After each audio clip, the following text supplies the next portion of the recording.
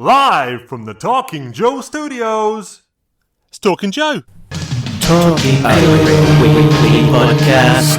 Talking Joe is there. Talking Joe thought we would last. Talking Joe is there. Find each other like a married couple. Our podcast on the air. Talking Joe is there. Talking Joe is the code name for a completely untrained special podcast force. Its purpose, to produce a regular comic review show while breaking and replacing a series of presenters from across the world. Talking Joe. Talking Joe is there. Talking Joe. We are on our soapbox. Nobody seems to care. Fighting for fandom wherever there's trouble. The podcast on the air. Talking Joe is there. Talking Joe. Talking Joe.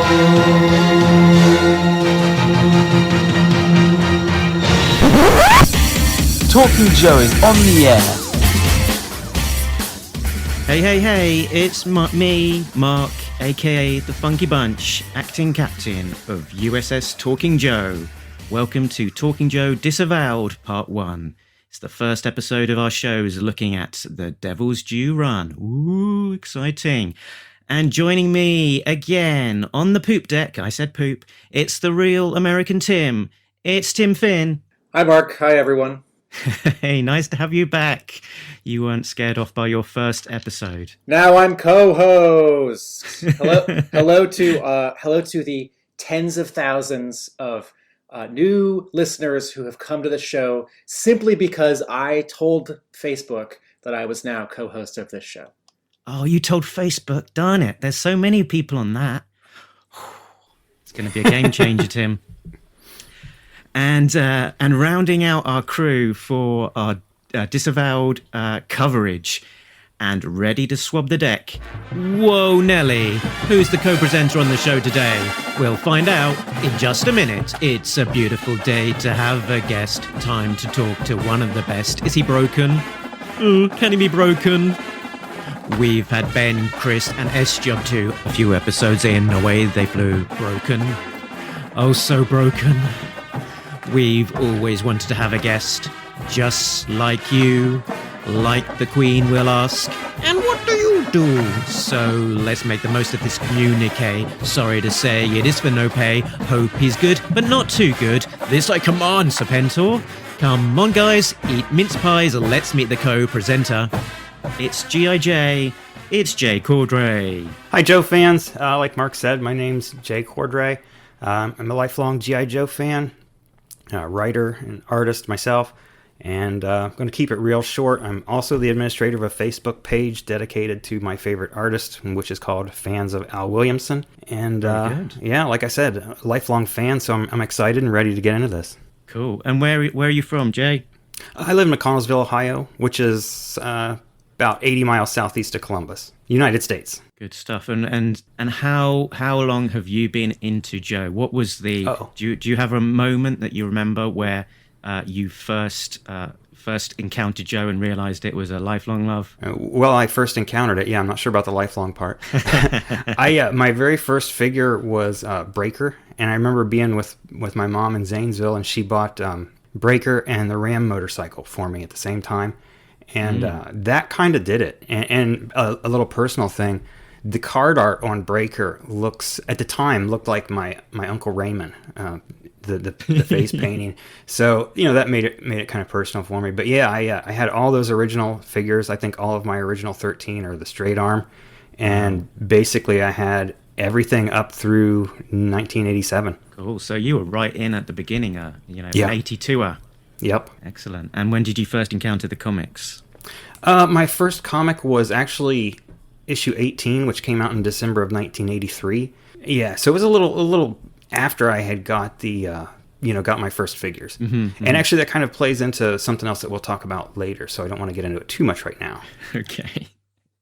Okay, but yeah, you've been there from the beginning, so that's all good stuff. And what's been going on in our weeks. My week, I guess it's been dominated by watching things. I think other than work. I watched the film Mother, which is a strange film. I think it's the strangest film I've ever watched, and I don't want to give too much away, but it's very dreamlike and starts you in almost gentle, thinking maybe this is a little bit of a spooky haunted house film or something, and then it just goes throw everything out the window, nutsoid, and yeah, not sure, somewhere between loving it and hating it. So I'm not quite too sure how I landed on, because I like the ambition and I like the peculiarity of it, and I like the way it captures the feeling of a almost dreamlike sense of peculiarity, but also just in terms of it being an understandable, linear, normal film with a clear, understandable plot. Not so much. So yeah, and it looks nice. But yeah, it wasn't quite what I was expecting. So yeah, very strange experience. Have either of you two encountered this one? No. What year was that? I think this was about 2017. And who's in it? 2018. It's Jennifer Lawrence is the lead with. Oh, okay. Is it Javier Bardem? I want to say one of the. From No Country for Old Men. I think that's right. What it's called. Yeah. Directed by Darren. I'm not going to be able to remember his name or say it properly, but Darren. Right, we know who you're Aronofsky. talking about. Yeah.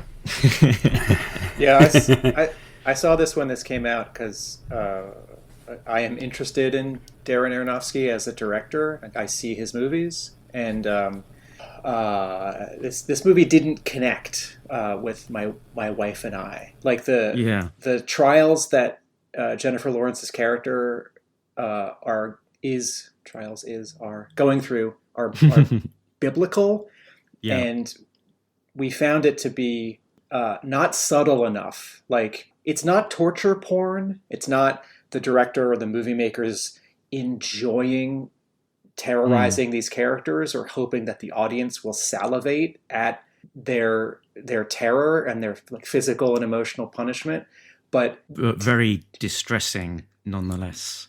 Yeah, it's a fascinating film that I don't ever want to see again. Yeah. I've seen some like that. You're like, yeah, okay. I've seen it. Now I can be done with that. Cool. And I noticed, Tim, that you'd updated your website over at A Real American Book with another very interesting update and a piece of art that I've not seen before. This time it was Rampart. So can you tell us more about that?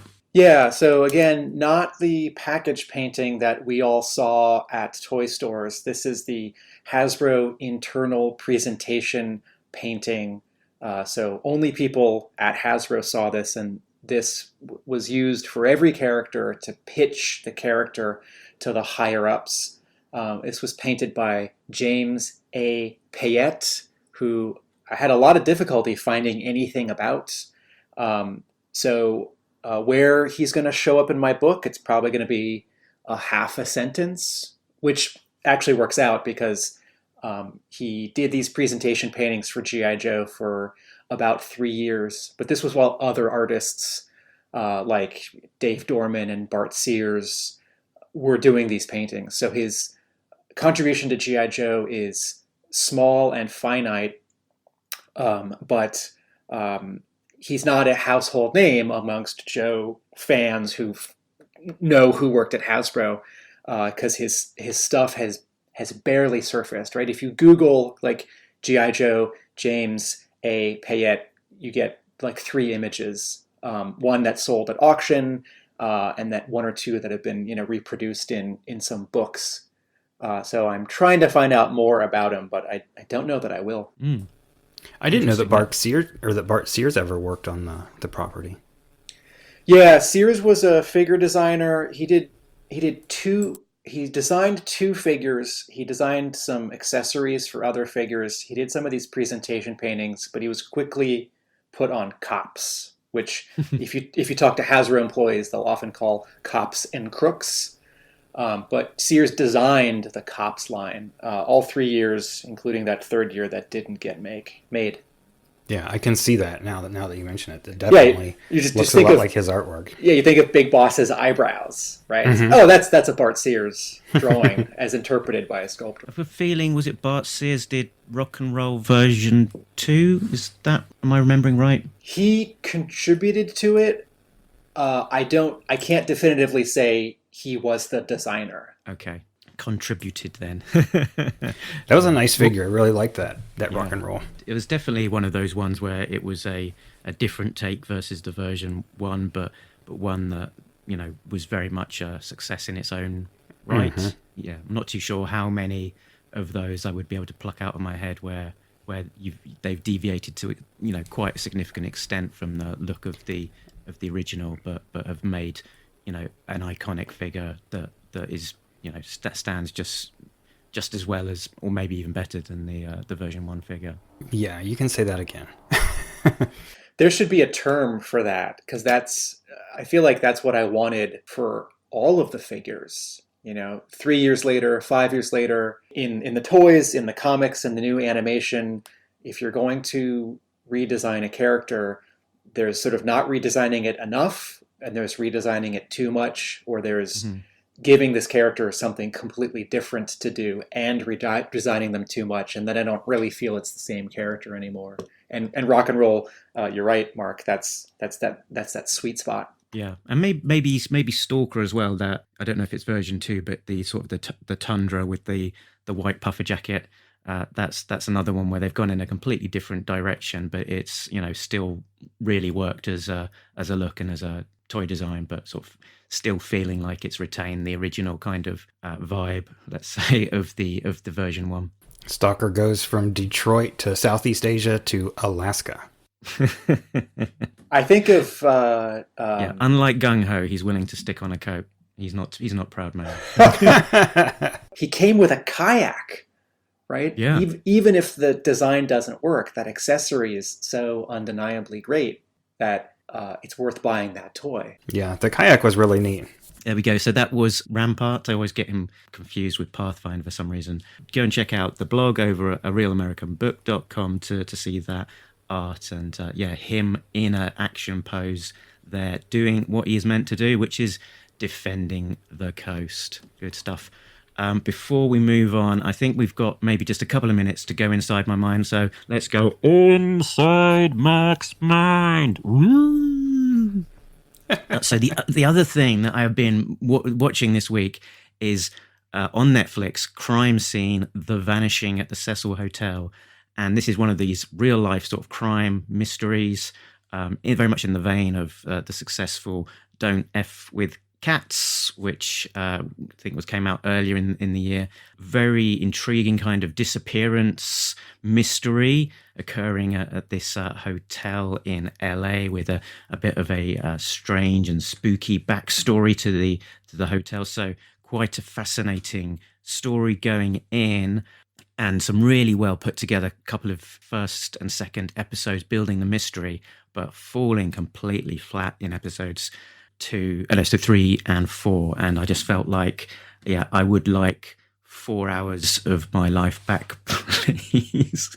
At the end of it, it felt like the mystery as it was really wasn't such the mystery that they were building it out to be, and could really be summarized in the space of 5 minutes without losing too much. That's my mind. Emptied. Was that based on a true story, Mark? It's a true story documentary with lots of talking heads unveiling this mystery of this disappearance that happened at this strange hotel called the Cecil Hotel in Skid Row in LA. Interesting story, interesting background, interesting history, but shorter, please. Thank you. Yeah, you never want something to just drag out, like you said, where you feel like, okay, this could have been done 2 hours ago. Absolutely, yes, indeed, and too many of this, too much repetition, too much reusing of the same sort of stock footage and all of that kind of stuff. I'll move on. It's interesting, but not a recommend from me, I'm afraid. I don't know about you two, but I'm ready to talk some comics from Devil's Due. Absolutely. Yeah. Let's get into it. Yes, yes, yes. We're gonna talk about comics from Devil's Due. It's something you wondered if Talking Joe would ever do. I guess we'll explain it all to you. Gonna take some time to read the books we've never read.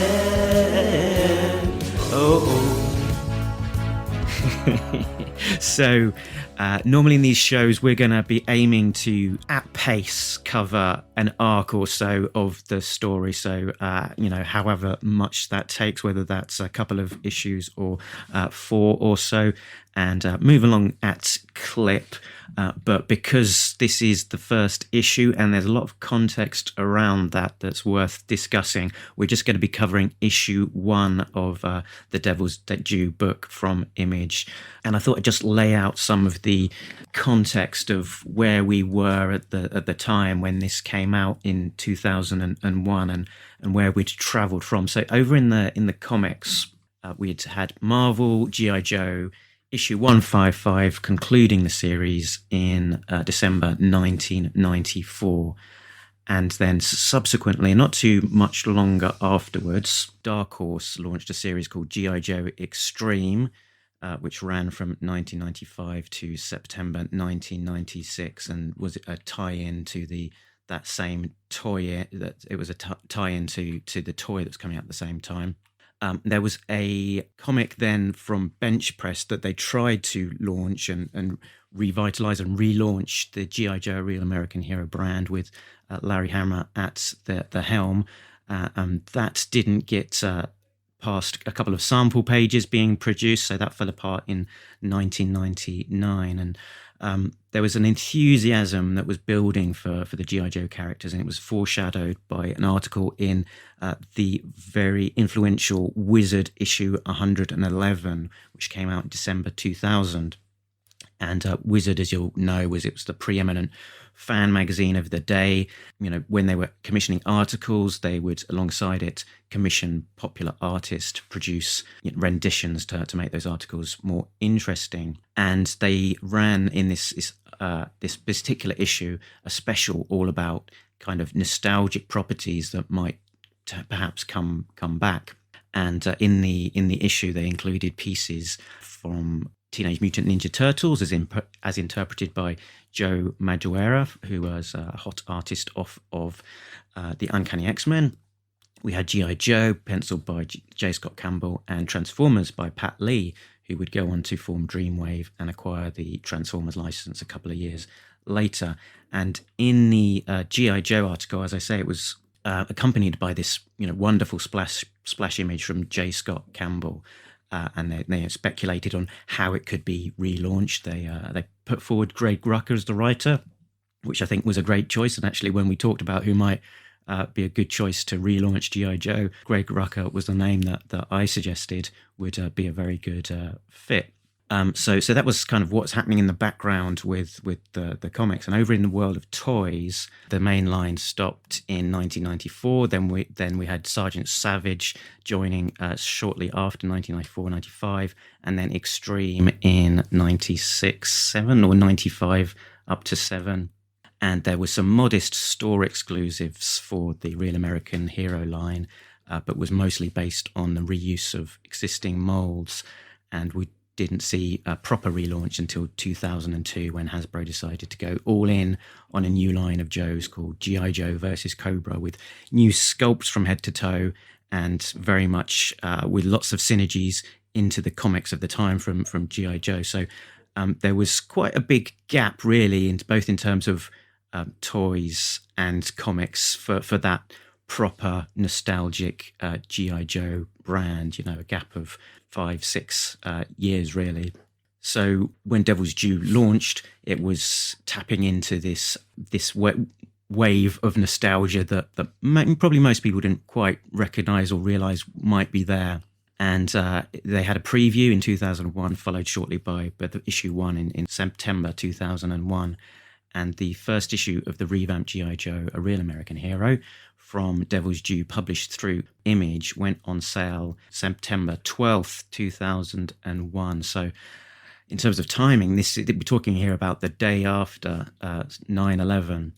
So quite a strange time to be having an issue one of particularly this book landing.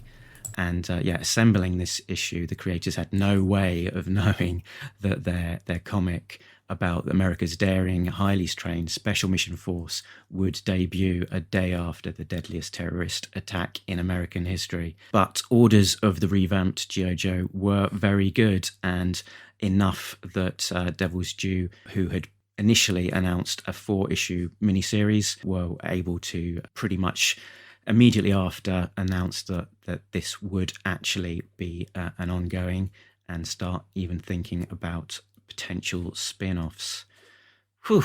A lot going on in terms of the brand, and you can kind of see why people were hungry for it. There's a little bit more context worth mentioning that Go for it. Josh Blaylock, who wrote this new comic and was also the president of Devils Poo Publishing, the company that had the G.I. Joe license, Blaylock had previously made G.I. Joe t-shirts. He had licensed from Hasbro G.I. Joe, and I think Transformers and maybe some other brands, I don't remember. But he had sold official G.I. Joe t-shirts that got into stores, and there were one or two other things, and I don't remember what they were, but I want to say buttons or pins or like those things that make your car smell good that you hang from the rearview mirror, but that kind of thing. But it was basically, let's just say, t-shirts. And if you feel like it's a leap to go from t-shirts to comic books,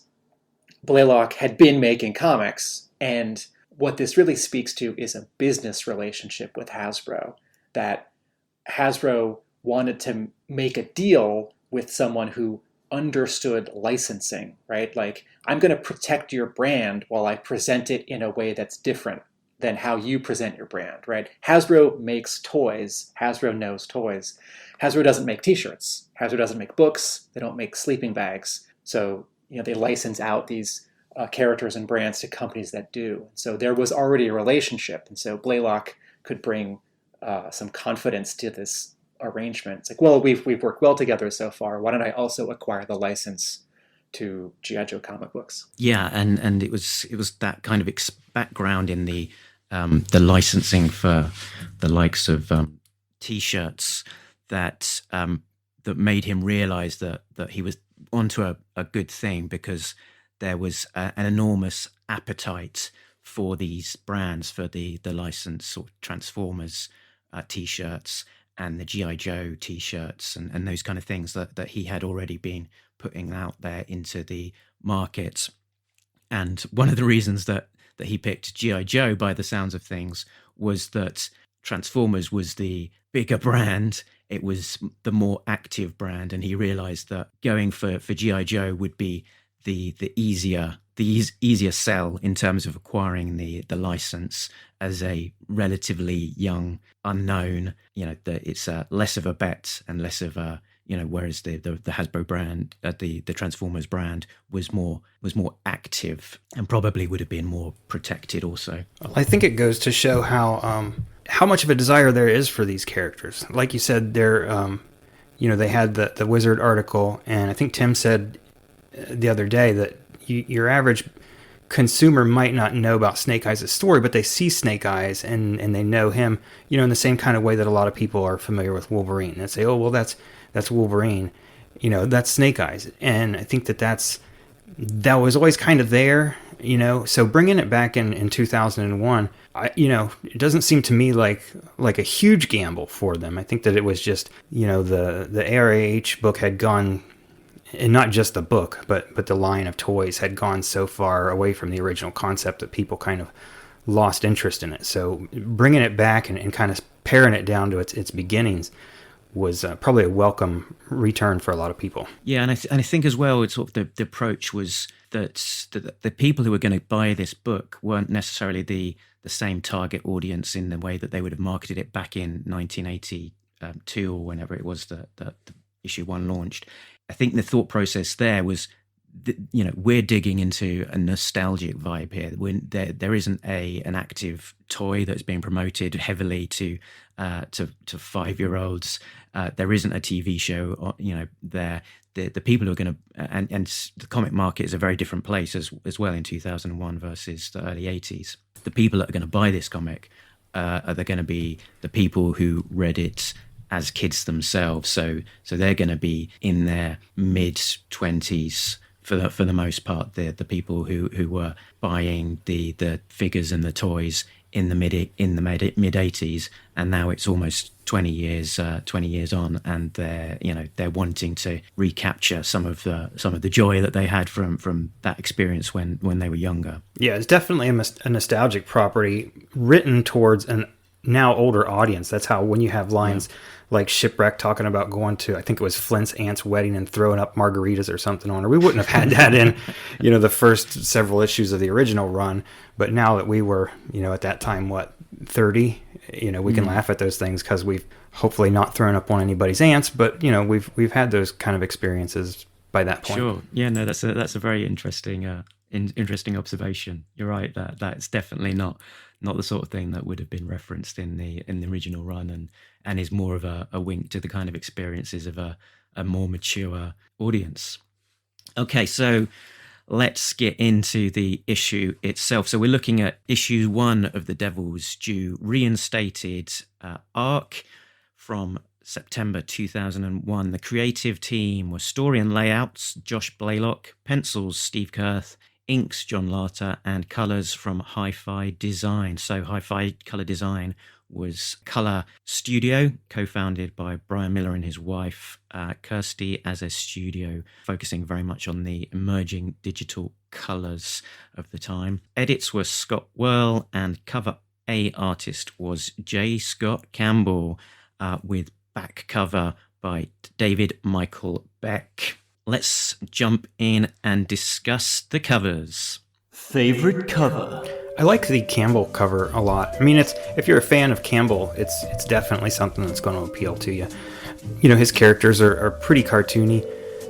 If you have the book, it's kind of a retrospective of his artwork, even includes a lot of stuff that he did in high school. So you see his development where he kind of, Mort Drucker, Mad Magazine, that really influenced his style with a lot of caricature kind of stuff. But the cover I think is great.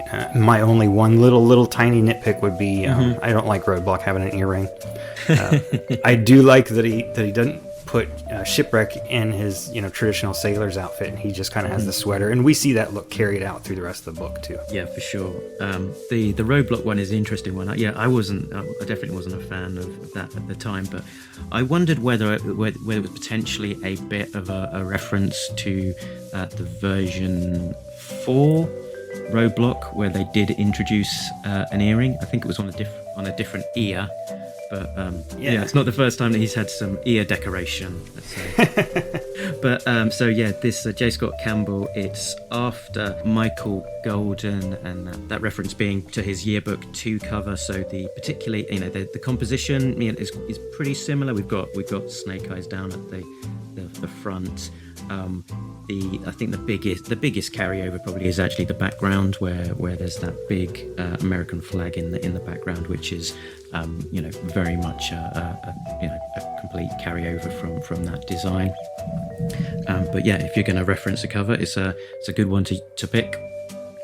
I think that I like J. Scott Campbell's G.I. Joe work, and he bridges the world of animation and the world of comics because there is so much cartooniness in his artwork. His poses are kinetic. He has he has total accuracy in the technical stuff, right? Like these weapons all look real and convincing. This cover, the characters are very close together, and I know that comic book covers are an exaggeration of what's happening inside, or sometimes it's just a shot of Spider-Man or Batman on a rooftop, and it's just like a glamour shot or a portrait. And that, there's no moment in the story where these 7 Joes are standing, and 6 Joes are standing on and in front of a flag. That said, they're so close together. I've always been a little distracted that this feels like a photographer has these 6 people stand and then says like, no, Flint, like put your shoulder against Roadblock's shoulder, right? No. Scarlet, move your elbow closer to Snake Eyes' head. And like the sentence, like they wouldn't stand that way normally, like that doesn't make sense and it's not helpful. But it's for a cover that where sort of no action is happening, it's just like a glamour shot. It's really busy. I also think that the first issue of a new series doesn't need to reference an existing cover. I think that that's fun and it's recognizable, and like a cover swipe or a cover homage is not the same thing as like remaking a movie or remaking a song. But like, hey, J. Scott Campbell, Josh Blaylock, this is your chance to create an iconic image that would forever represent this new version of G.I. Joe. Like, must it like so carefully reference an existing image from G.I. Joe? That said, I think the drawing's great. One last thing. I mean, I think it's different enough that it's not a standard homage. They're all in different positions. The characters used are 50% different, let's say. Well, your camera's a lot closer to the characters too on the camera. Yeah. So while there's a lot of the DNA of Golden there and inspiration, it's a very different image, and I think it was able to quickly create its own iconic image, and it's sort of, you know, almost like the mission statement of the book in terms of, you know, that nostalgic background there and being informed by what's becoming before, but you know, having a modern twist to it and still, you know, being its own thing. That's a good point. So Snake Eyes and Shipwreck, all of Snake Eyes and Shipwreck's hat and sweater, the line work is inverted, right? So if you draw a character who's going to be completely in black, if you have a black outline, you lose the black outline because the black fill touches it. So oftentimes a character like Snake Eyes is actually colored in dark gray, dark purple, dark blue. So one solution with digital coloring and digital tools is you highlight that black outline and then you actually color it in some other color like gray. Yeah. And I think that works for some things. When J. Scott Campbell like draws Spider-Man and the webbing is not gray fill with a black outline, but sort of white outline, and you get the sense that it's shiny and silky and translucent. Sometimes broken glass is colored this way in comics. I think that works. And I think this does work, and there's really no problem with it. But what I see in this approach is an inconsistent treatment of line and color. And as an art guy, I find it a little distracting. I think it works better on Shipwreck's sweater than it does on Snake Eyes, but that's just me. I mean, it's not. I wouldn't have picked up on that per se, and it's an interesting observation. I think it's probably really, as you say, only an effect that is achievable because they've got digital colors happening. If it hadn't been for that, where they could do these line holds, that they would probably be having to go a slightly different route in terms of trying to create that effect and the pop on Snake Eyes' blacks of his costumes. Going by the original line art to that image, it looks like probably J. Scott Campbell just didn't use any blacks himself in terms of the solids. That would have been left to the inker to achieve, not the inker, the colorist to achieve all of that, just purely basing it on his penciled version of that same cover. But I see. I don't think I've ever seen the pencil or the original artwork for it. It's included in the convention special, which has got some sort of behind the scenes sort of designs, and it includes the first few pages of the issue in black and white, and also the pencils to this cover. I have one last nitpick, and this is a rule for all G.I. Joe logo types, right? The angle of the italicization, the italics of G.I. Joe, the words under it, A Real American Hero, need to have the same amount of italics. So you like the lines to be parallel. So the L of the real is parallel to the I of the Joe, for example. Yes, and I of G.I. Joe above it. And there are some small irregularities in the black outline of the word GI Joe, where at the tail end of the E, it's a little thick and thin. And I like this cover. It needs another pass on graphic design. Okay. That might possibly have been drawn by hand. I've seen some artists do the actual logos like that, right onto the cover. So, I mean, that could explain why the black on the E is a little thicker at the top than at the bottom. I think by 2001, particularly that all the lettering in the book is computer. I think certainly this logo is Photoshop or Illustrator. It was made in Adobe, and it was certainly traced from an earlier GI Joe logo. Okay, let's move on to the back cover, because I think it's worth calling these out. We've got David Michael Beck with a painted rendition of Snake Eyes, which was, I think, used as the second printing for this issue. And yeah, almost, I'd say, an instantly iconic image, which seems to have inspired, I think, some of the images used of Snake Eyes in the movie, which came out a few years later. And yeah, David Michael Beck, I don't think he was a particularly familiar name, but sounds like he was a budding, a jobbing local artist to Josh Blaylock, based in Cincinnati. And he was really wowed by his stuff and his style, and as part of that, asked that he provide these back covers for the first few issues. I hadn't heard of him, and his website bio says that he started his career in 1972, and I think he was new to comics, because so I hadn't heard of him and I hadn't seen his work before. But at the end of this G.I. Joe comic book, the final page is an ad for another book that Image is publishing, and it has a cover by David Michael Beck. And this ad says, featuring two covers, sci-fi legend David Beck.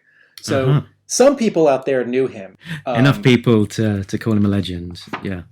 Yeah. Oh, interesting. Yeah, it's not bad. I like it. Yeah, he was described by Josh Blaylock as being an older artist. I think he said he was in his 50s while he was sort of starting out as a young whippersnapper, and was sort of like very kind of fatherly and sort of offering advice and all of these things to these guys who are starting out. So yeah, as you say, sort of a bit of a generational difference there. It's always exciting in comics when someone, an editor or an art director, springs for paint, because painters get paid more, or at least they traditionally have, and they should, because it takes longer. And a painted cover or back cover adds a certain heft that a line drawing does not. You think of like He-Man storybooks from the 80s, or Conan paperbacks from decades past. So I love the idea that just a G.I. Joe comic book can have a fully painted cover or back cover. This image has never quite grabbed me, and I think Beck's technique, his textures are really pretty. I think here and there I'm a little confused by sort of a change in color or a contour. Like, I'm not quite sure if I'm looking at a muscle or not quite a clothing fold, because Snake Eyes is wearing a tight suit. I think some of the sort of icing on the cake of this, right, like the chrome of his visor and his sword, the coolness of the pose, right? He's quiet, he's deadly, he's got his sword. I think some of those things get more attention than some of the anatomical foundation underneath.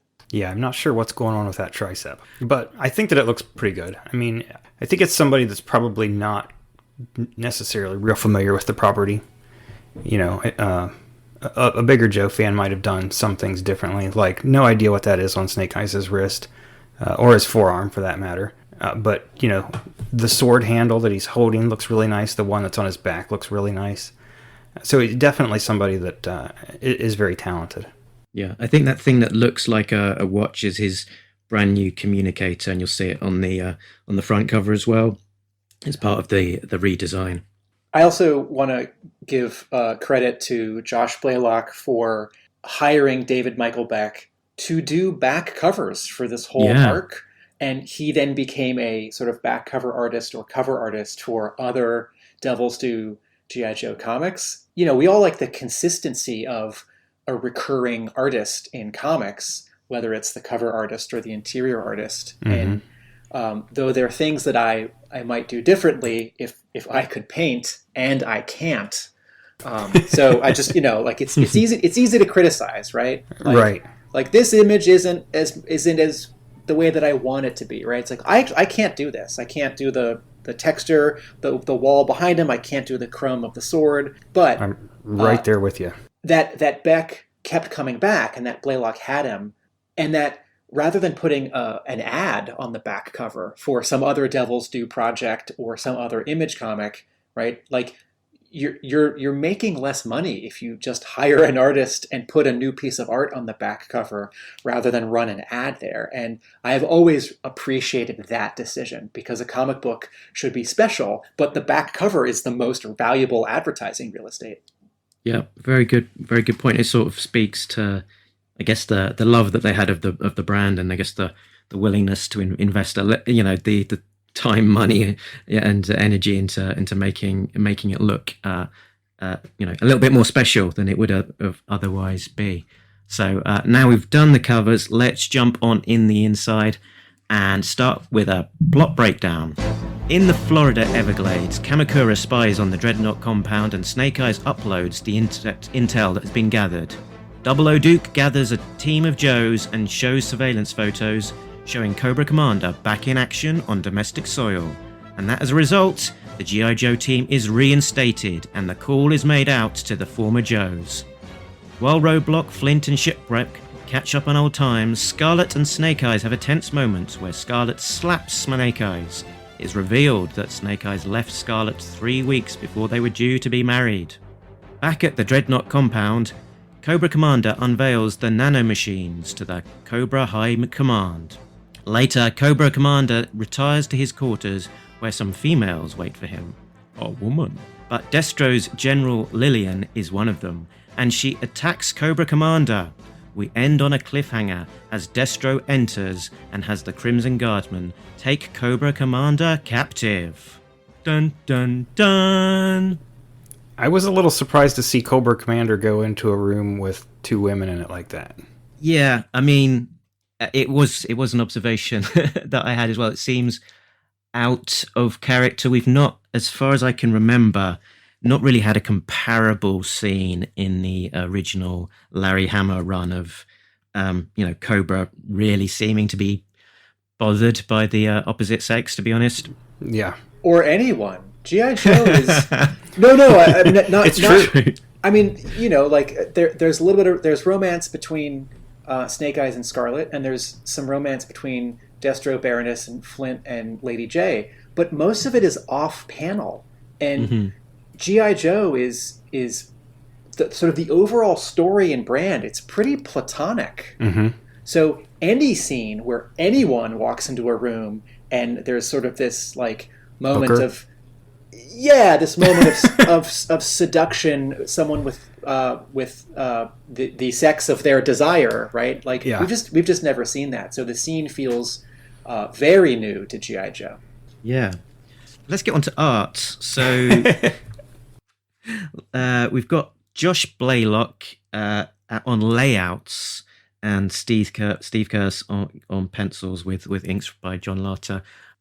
What I don't think I appreciated at the time that Josh Blaylock was actually doing the layouts as well as writing the thing as well. So yeah, a little bit of an auteur there. I mean, his style is naturally quite simplistic and cartoony. So I think he probably appreciated that he wouldn't necessarily have the chops on his own to quite carry off G.I. Joe if he was going to do full pencils himself. But also realistically being able to have the time to do that on top of everything else. Yeah, what did we think of the look of the thing? I've never seen any of Blaylock's pencils. I think the layouts, for the most part, are pretty good. And Kurth does a lot of stuff that's really good, like when he's drawing buildings and sometimes times the machinery looks really good. And one of the issues that we're going to hit later, I think it's with the first page, you see like 3 or 4 cityscapes that look really good. But the faces in this were a huge problem for me to get through, especially the women's faces. Just seemed to be a lot of time very skewed, and it was really jarring. Yeah, so interesting you pick on particularly the women's face, because he's got these high sort of cheekbones, very sort of defined. He's got sort of the lines coming around to sort of draw it down through to the chin. And if you look at particularly Baroness, who's, you know, a bit of a sort of typically portrayed as a bit of a bombshell look, you know, cover, you know, quite often like to be featured as a variant cover because of the sex appeal. She's drawn in quite a strange sort of almost insectoid way with a very with strange kind of bulgy glasses and a very pointy kind of chin. Yeah, that first image of her on the monitor is, I don't even have the word for it. Tim, what do you think? I had problems. I can't read this book without flashing back to September 2001 when I first read this book.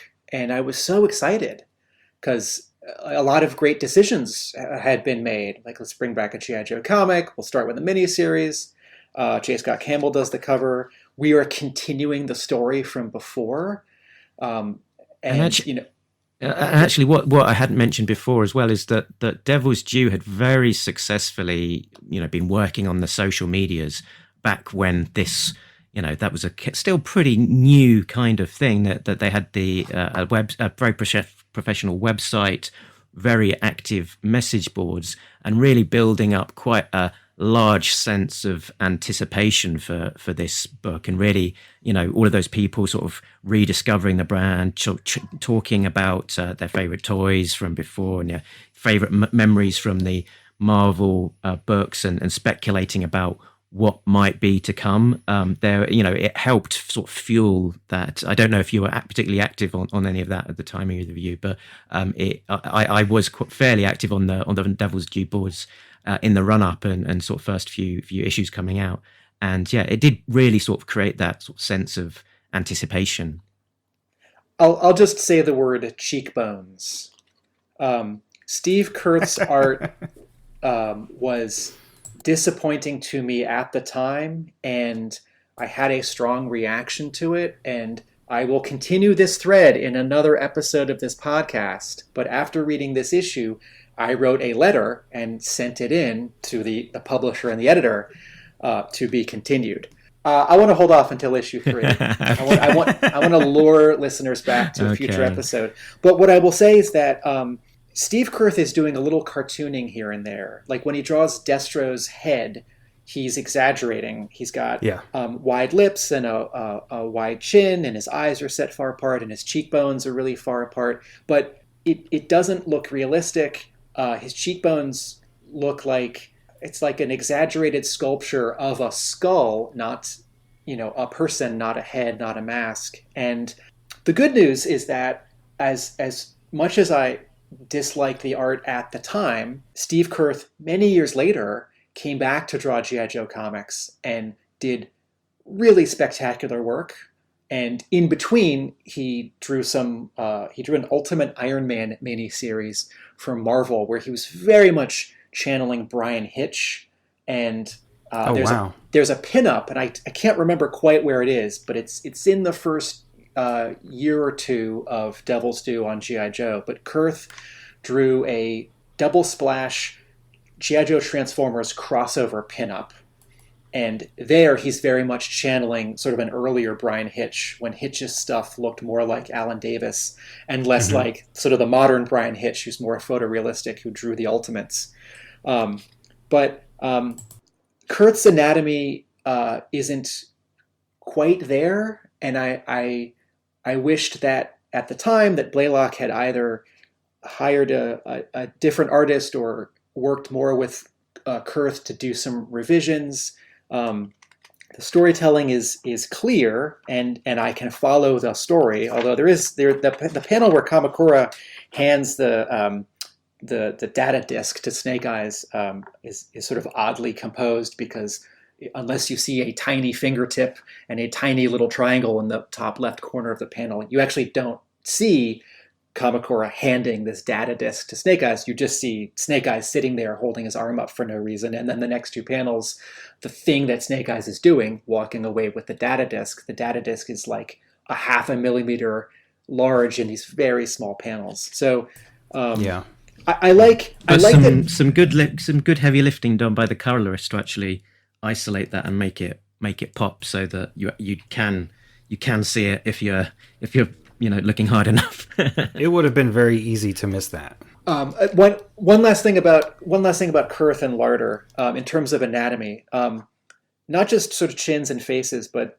there are a lot of extra lines on like temples and cheekbones and cheeks that don't quite correspond to anatomy or wrinkles or shadows, and it is a sign of artists who are still learning that they'll put in a lot of stuff because it either looks cool or it sort of distracts from a lack of foundation. And I think of someone like sort of the opposite of this, like Mike Parabeck, who drew 3 Years of Batman Adventures, the comic based on the cartoon. His art is so unadorned, he never hides behind sort of style and flash. And I think of someone like Jay Lee, when he broke into comics drawing Namor for Marvel and then Youngblood Strike File for Rob Liefeld, his pages had like all this really exciting, visceral, like ink lines and splatters and textures. But what he was really doing is sort of showing that he like didn't have confidence in drawing locations and anatomy. And I see a little of that here sort of in every line on like an eyebrow or a forehead or a cheek. The art here it's pretty good. It needs a lot of work. Agreed. Yeah, I got that. But it's sort of thinking about the layout as well, which would have been from Blaylock.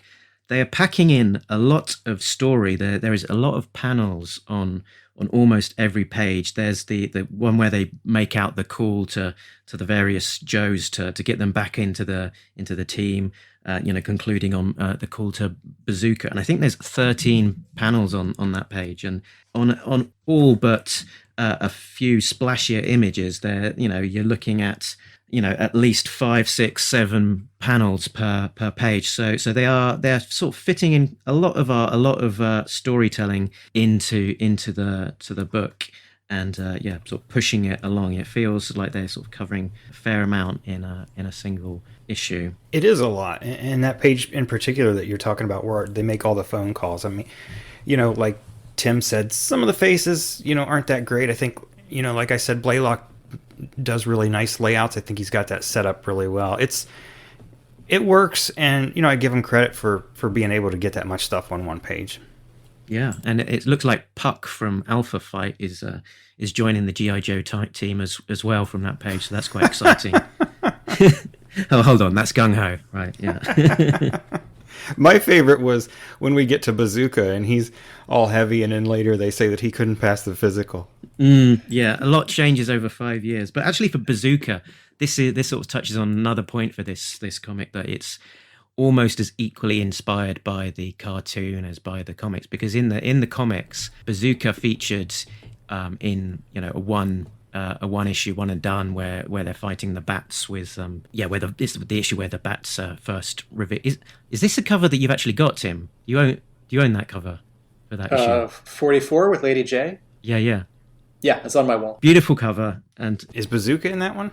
that's got Bazooka, Airtight, and crankcase. Anybody else? I'm sorry. I'm thinking of the Mike Lady Zeck J. cover. Yeah, Lady J is on the Silver Mirage, and she's looking over her shoulder, and there's an 18-wheeler. Lady J's training the new Joes in the issue. Yeah, apart from that, and even that issue doesn't feature Bazooka with enormous degree of deep dive into his character or anything. He just appears in a couple of places, like in the Invasion of Springfield and whatnot. He's not really developed. So, Yeah, but he was never a major character.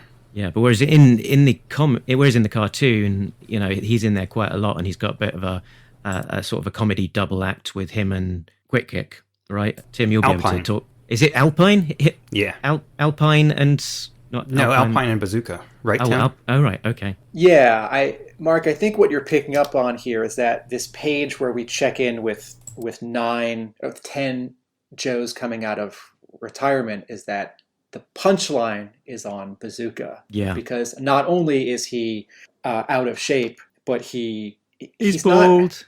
He's bald, and also he's not slow-witted or dumb. But I feel like there's sort of this implied, Stalker's playing basketball, and Dusty's been redeployed to a desert, and Jinx is in the middle of Tokyo, and this tiny panel, there's all this information, there are all these neon lights behind her, and Bazooka is just sitting, he's sedentary, right? And he runs security, right? So one way of playing this is like, oh, he has his own company, he's a success after leaving G.I. Joe. And the other is, he's bald, he's obese, and he's became Paul Blart Mall Cop. Yeah. This actually gets into a point, sort of an overall point. I know we're still talking about the art, but at the time, I thought it was really cool to move ahead 7 years and to refer to the fact that the Joes did other things and now they had to come back. And maybe they had to give up things, right? Like Stalker has to leave his family and go back to work, right? And the implication is that he didn't have a family in the previous comics. And this reminds me a little bit of the two-parter There's No Place Like Springfield, where we jump ahead a few years and G.I. Joe has been disbanded and the Joes have moved on. Similarly, on the Cobra side, Zartan, right there in the first few pages, there's dialogue that refers to, everyone's older, the Dreadnoks have expanded, and Zartan's eyesight isn't as good as it used to be, and, quote, like, due to his skin condition, which is like a sideways reference to his toy, which turned blue in sunlight. And what I realize now in rereading this comic with a different perspective is that I now disagree with the decision to move ahead 7 years. And my analogy is The Simpsons, right? Where the show's been on for years, and every week they have some adventures, then they learn something. And some things do change, right? Like in early episodes, they didn't have computers or smartphones, and now they do. But, Bart's still in whatever it is, 4th grade. And I'm actually not interested in The Simpsons aging in real time, or even a little bit. I don't want there to be like a season where they jump ahead 10 years and Bart is in high school, because that's not the Bart that I know. And the Marvel G.I. Joe comic that ran for 155 issues, and its continuation now, which has run for another 100 plus, time progresses, right? Like, they don't refer to Vietnam anymore as a war. They refer to sort of the Southeast Asian conflict, because it's not just 5 or 10 years out. And some characters have aged a little bit, right? Like Throwdown. But it's basically still the Joes, and you have this sort of mixture of time where, what time is it? It's now. Have the Joes been fighting Cobra for a long time? Yes. Are they getting older? No. And that's actually what I want, because this stuff with Zartan getting older and Bazooka getting obese, it makes me sad. And I don't want to read about these characters like getting older, right? Like, going up these stairs at Joe headquarters is sure different now that I'm 38, not 28. Like that makes for the grand hikes of 38. That makes for a punchline, but it adds something to G.I. Joe that I don't think should be there. Not only are they getting older, but several of them have children. Zanya is in here, and my first question was, who's her mom? And like you said, you see Stalker playing basketball with his kids. There's another child that's in here of a major character that I won't spoil anything in case anybody's reading along and hasn't gotten past issue 1 yet. And you think, well, where did this guy come from? Maggie Simpson has been a baby for 30 years. So I see what you're saying. And I think they do dial back on that idea of that aging, that it is clearly quite a big feature of this issue 1, but as the series progresses, they kind of forget about that whole issue a little bit, and in a couple of characters it seems a little bit more pronounced that they're older and different, like Hawk/Tomahawk is clearly older, a little bit more grizzled. He's had maybe a bit more promotion in his career, and he's now, part of the Jugglers. Duke has, moved on past the Joes, and now he's some sort of, top secret super spy for some, hush hush agency. And, they're very different, in a very different place versus where they, we saw them last in the Marvel run. And then I think, over time, and we'll, see this as we'll, read the issues, that I think they do dial back on that, they gradually get a little bit closer to the, what we would see as the, real mold of the character, that we would kind of, the silhouette of what you would expect to see that character be all of their sort of defining features. I think for me, the portrayal of Hawk was probably the biggest disappointment. He just was not the same as, Hawk that you'd seen through almost the entire run of the original series. He was more, if you could have called him General Flag, and, if we didn't know that General Flag died in like issue 16, you would think, oh, okay, well, I can see that. Flag was this old, grizzled veteran that was, kind of curmudgeonly. And also, that one of the little details that I didn't like was calling him Tomahawk. He has a code name already. It's Hawk. There's no reason to add the Tomahawk to it. Just, it didn't sit well with me, the whole portrayal of that character. I think Tim probably will know this better than I, but I think there were some issues with the copyright of these characters where Hasbro had let them lapse, and other companies had bought up the copyright, which was why, when the figures were coming out in 2002 and so on, that often they might be called different names than the ones we knew. I've a feeling that there might have been a Hawk figure that came out called Tomahawk, and we saw Bazooka being launched as Sergeant Bazooka, that kind of thing. Yeah, there is a 2000 General Tomahawk figure, which is clearly Hawk. Yeah, so it was probably an edict from Hasbro that to play it safe, let's not use the Hawk name, just in case it gets them on sticky ground. That makes sense. What next? Let's talk about maybe some of the, I guess, incorporation of comics and cartoons, because this was sort of, I think part of the mission statement again was like, let's have it as the comic and sort of play into that history of the comic, but let's also sort of take some inspiration from the cartoons as well. I wondered if you guys picked up on that. Yeah, Tomax and Zaymot finish each other's Sandwiches. sentences as they do in the cartoon, and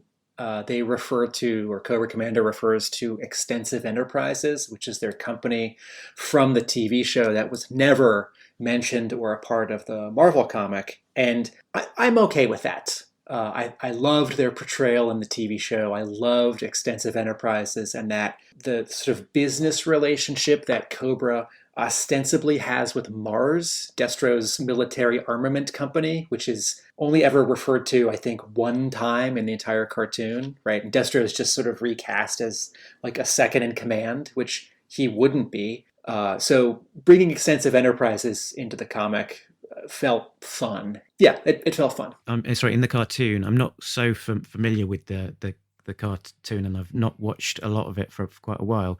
Do they have an equivalent of green shirts in there as well? So this is a big introduction point for the comics, is that there are these people from the military and various other services that are being brought in as a kind of proving ground for G.I. Joe. So they've almost got their own infantry, which they call their green shirts. Was that something that we saw a bit of in the cartoon? Yes and no.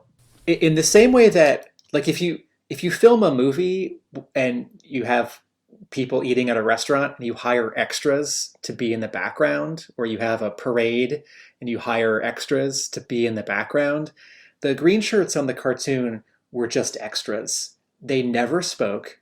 They were never referred to.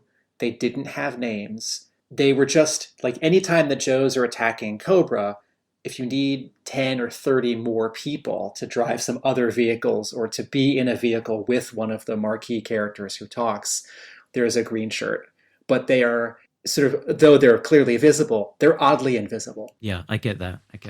And how do you feel about I don't even need to ask you, Tim. How do you feel about the introduction of these green shirts to fill out the GI Joe forces? I don't think it's necessary because the actual GI Joe team, like all the toys that Hasbro made, individual people with costumes and names, there are so many of them. Just use them. Like it does make sense that you'd have mechanics and cooks and security guards, but I don't want to spend precious pages and panels on that when like someone like Downtown or Rampart or Bullhorn. It's like, bring them in, Jay. Absolutely agree. There's so many characters that you could use. There's no reason except, like you said, people to refuel the planes, load ammunition, things like that, which would be support troops you would only see on the base. When you're out on a mission, there's no reason to have green shirts. Yeah, I think I agree with both of those points. Probably part of where they're coming from is that the Joes are so old now that 7 years has passed. They're probably in their late 20s, mid 30s. God, some of these guys way past it, as we all know. And so you need to bring in the fresh blood, and that part of that is the proving ground of the green shirts to have a pool that you can select some of the new best of best for the next generation of Joes. But yeah, you could do that without creating a whole infantry of green shirts. But then, besides references to the cartoon, there's a reference to the toy and the comic on the same page where a bunch of these green shirts are introduced and they're all lined up as Hawk gives them a speech. He says, he sees Kamakura and he says, "How'd the Green Power Ranger get in here? I thought I made it clear that I won't repeat the, quote, ninja force recruitments the upper brass passed in the 90s. And that's a cute and funny swipe at the Ninja Force line of toys that came out for 2 years at the end of the 80s, 90s run, but also that the comic book near the end of the Marvel run got, as some people called it, quote, ninja crazy. Mm-hmm. And I always hesitate when a brand makes fun of itself.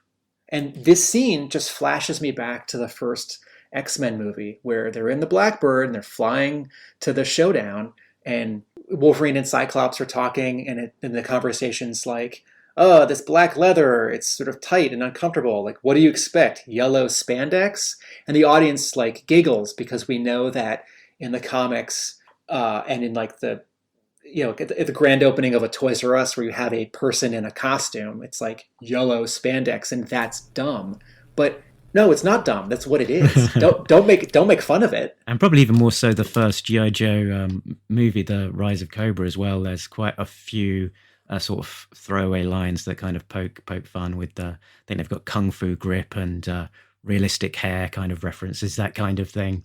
Yeah, I think you need to own up to and accept what you are. And if you don't want to use an element, don't use it. But don't make fun of it, because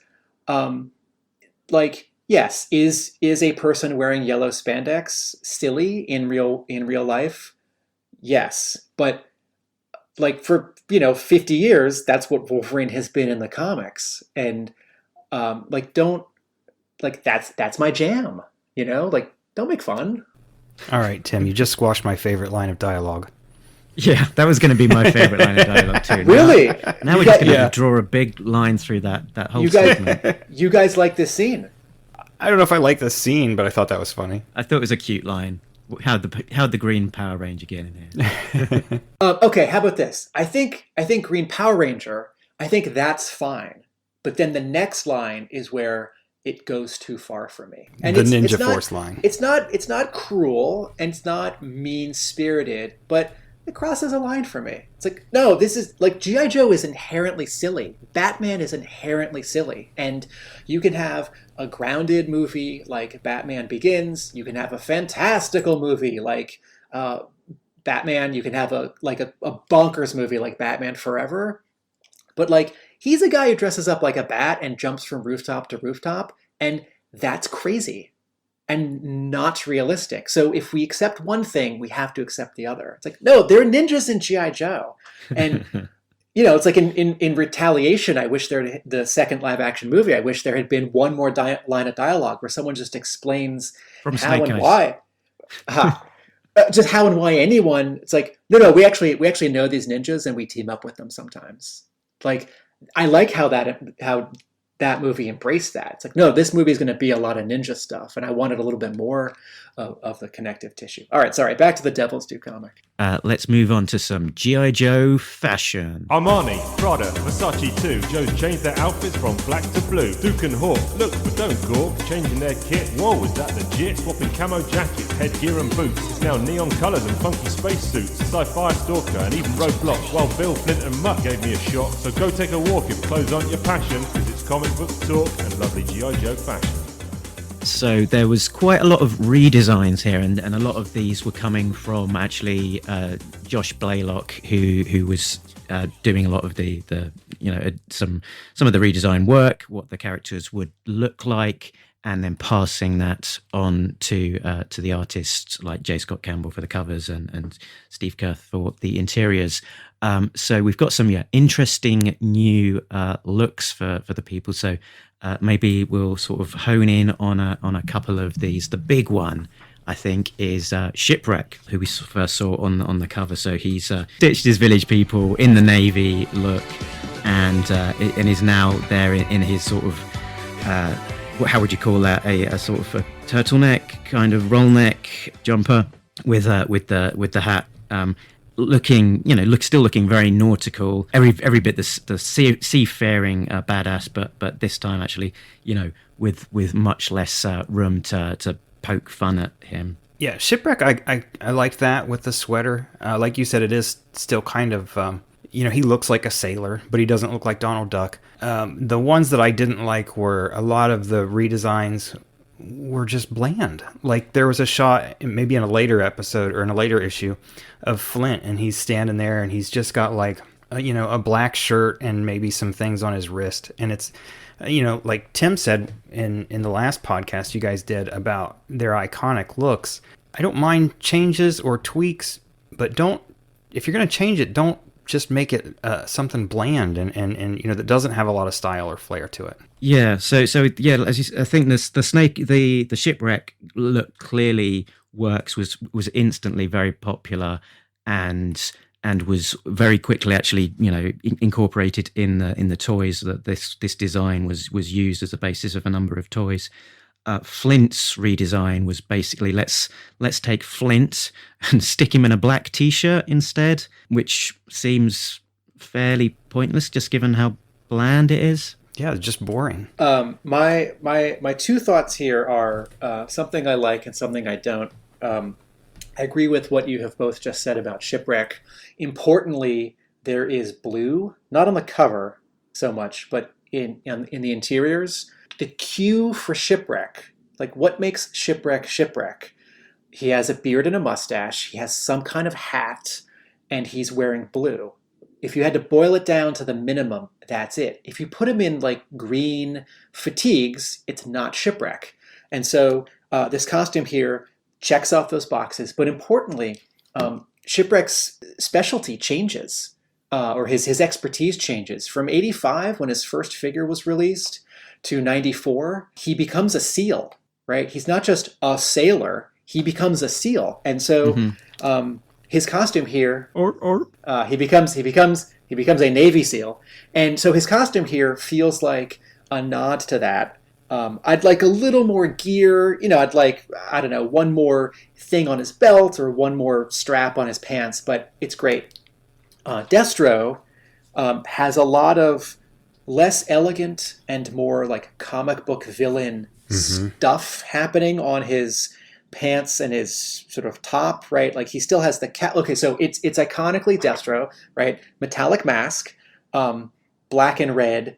I need to see the red gem around his neck, and I need to see something that refers to his cowl or his collar, right? And so everything else from then on, it's like gloves, no gloves, like fancy boots, not fancy boots. That can change. But what's happening here is there's a lot of like red ribbing and gray ribbing on his costume that is cool looking, but it doesn't mean anything. And he's got these giant stompy boots, which are referred to in the convention special, the comic book that Devils Poo published before issue 1 came out.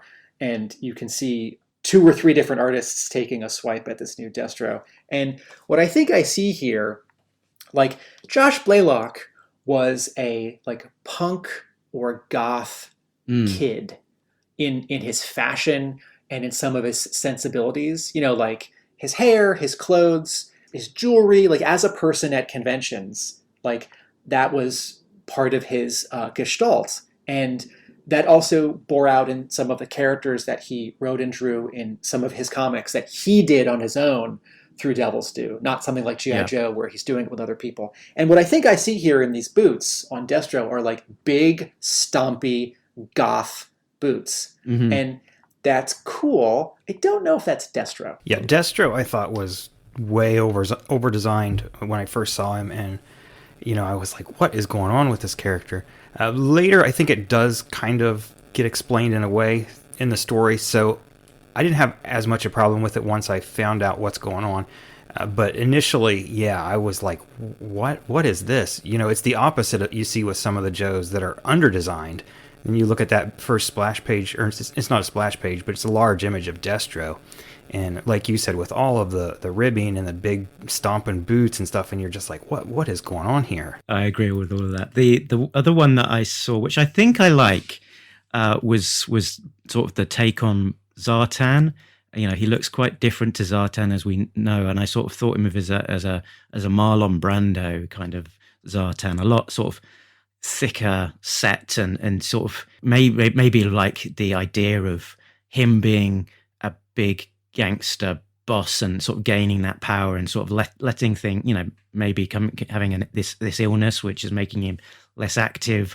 And just sort of luxuriating a little bit in this power and overindulgence of just thickening out, just in the way that a Jabba the Hutt might, or Bib Fortuna. So yeah, just as you saw Bib Fortuna kind of thicken out at the end of Mandalorian as well, once he had gained some power as well. That's interesting. I really hadn't picked up on that, but that's a good point. Yeah, Zartan, he's, you know, you think of the cover to issue 24 where he's balancing on the water moccasin, you know, about to blast the dragonfly, and we don't know it yet, but like he's one of the ninjas, and you know he's powerful and muscular and in shape like all those guys. And Mark, you make a good point here that he's more like a crime boss now, and his head is drawn wider. Yeah, I appreciate it's okay. So all right, so what are the cues that make Zartan at a minimum? He needs some kind of like face makeup or tattoo or shadows on his face in those sort of diamond shapes. He needs something active on his head. I would prefer a hood, but I also think that second Zartan action figure where he's got an orange mohawk really makes a bold statement. And then something about his chest and his pants need to have a little bit of gear, right? Like his boots or those pieces on the action figure that's stuck onto his thighs, or the chest plate. You're like armor. Yeah, armor, but also because the actual action figure turned blue in sunlight, they specifically, Hasbro made this clear chest piece so that you can sort of have fun with, like, can I see the skin color through the clear plastic? Or can I block the sunlight? So part of his chest is blue and part of his chest is this Caucasian color. And since we don't really see Zartan here in the comic much from the neck down, we're missing an opportunity to use the one or two of those cues. He's just sort of wearing, like, I guess, a black long leather jacket, and he's got a black shirt, and I don't know about pants and boots. So this redesign is sort of 2/3 there for me. Sure. Okay. So was there anything else that we wanted to talk about before we get into some of the little nuggets of detail in I Spy? There's one little thing that I actually had written down under details, but it goes back to costuming again. There's a panel where it's on the page where Destro agrees to sit down and listen to Cobra Commander, and in the very last panel you see Dr. Mindbender sitting at the table with the Crimson Twins, and he's putting a fedora on, and I just think that the look of Mindbender with the suit and the vest and the glasses and the fedora is perfect. I was like, that is such a good look for that character. Yeah, it sort of does seem to fit. It's very much a Joker kind of look in terms of the purple suit and the fedora, but yeah, it does seem to fit with the look of Mindbender. Cool. So let's go playing I Spy and see what little mini details, other mini details there are. I spy with my little eye. So I spied, and this wasn't tricky, but I spied Kamakura. So first page, and already out of the gate, Devil's Due is creating a brand new G.I. Joe character, and one that seemed to gain quite a lot of traction. So he does become quite an important character as it progresses, but also he was one that was subsequently made into a figure by Hasbro later on in 2003, I think it was. Any other? So that was real precise, looking at really in the details for something that probably you two guys missed. But was there any other little mini nuggets of detail that you spotted that you liked? One thing that I liked when Duke calls the Joes back in, that he doesn't address them specifically or only by their code names. He calls Scarlet Shanna, he calls Roadblock Marvin, Shipwreck Hector, and I like that. I like that, the idea that they're not always going to address each other by their code names, because if you watch a TV show like The Unit, which is it's kind of Delta Force, but they don't call it Delta Force. They have code names. All the characters have code names, but you never hear them except for when they're out in the field and they might be calling each other on the radio. Any other time, they're just, Sergeant, whatever your name is. And I always kind of thought that that's how the code names should be used. Yeah, no, it's a very interesting observation, and I agree. And it's not something that Larry really did in his original run. It was, I think, very rare that you would see the actual, real name being used in the book. You might see it sort of occasionally for the likes of Hawk, but very rare occurrences, I would say. So to actually have them interacting and calling themselves by their real names, it's interesting and it's different, and it sort of, I guess, does make them more like people rather than just action figures out on their mission. I spy an inconsistent use of the capital I letter form. Okay, so you all know what serifs are, right? If you draw the letter I, it's just an up and down line. But if it has a little crossbar on the top and bottom, those are called serifs. And if you type in Microsoft Word, you might know like what sans serif means, right? That's a font that doesn't have those little bits, like on the bottoms of T's and the tops of J's. So there's a rule in comics lettering, which is that, because comics lettering is traditionally all capital letters, so there's a rule that if the word I is used by itself, like I salute you, that gets serifs. And if the letter I is in a word, like is or inside, it does not get serifs because it's too crowded and it's distracting. And there are both kinds of I's in this lettering, and I need to spend a moment on this because I'm just going to jump to the end. I'm sorry, this lettering is not professional. If you want to get into lettering comic books and you have a hard time seeing like what makes good lettering and bad lettering, and I don't mean fonts and I don't mean sound effects, I mean spacing, kerning, word balloon shapes, and placement. This is a comic book to pick up to see lettering that is not ready for prime time. There are lots of word balloons where the sort of lines of dialogue in them aren't evenly stacked inside the actual ovals. Pages 6 and 7, all of a sudden the font gets compressed, but it's not because there's like too much dialogue in a tiny panel. Like the font, it doesn't get smaller, it just gets sort of left and right more squished together. And then when Cobra starts talking on the page after they're all sitting at the table together, there are all these word balloons that are squeezed into corners that are these sort of odd like squares with rounded corners. And like the page with the sound effect CLUD, C-L-U-D, where a soldier gets hit with the back of a gun. Like, I like that sound effect. It looks hand-drawn.